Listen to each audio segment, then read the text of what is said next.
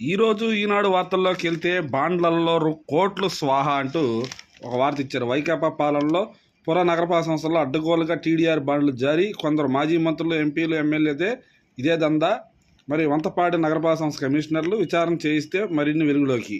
అదేవిధంగా ఆర్థిక సుడిగండం నుంచి గట్టెక్కించండి ప్రధానమంత్రి నరేంద్ర మోదీని. అదేవిధంగా మరి ఇక్కడ చూసుకోవచ్చు అమిత్ షాని కోరిన చంద్రబాబు అనే వార్తను హైలైట్ చేసుకొచ్చారు. ఇక చూసుకోవచ్చు ఇక్కడ ముంబైలో వీరులారా వందనం అంటూ ప్రపంచ కప్ సాధించిన మన క్రికెటర్ టీంకి అయితే మాత్రం భారీ స్వాగతం లభించింది. ఇంకా నిన్న జగన్ పిన్నెల్లి మంచోడు అంటూ ఒక సర్టిఫికేట్ అయితే ఇచ్చారు. దానికి సంబంధించి ఆయన్ని జైల్లో కలిసి వచ్చిన తర్వాత పలు కీలకమైన వ్యాఖ్యలు చేశారు. దాని మీద ఈనాడు ఒక వార్త ఇచ్చింది.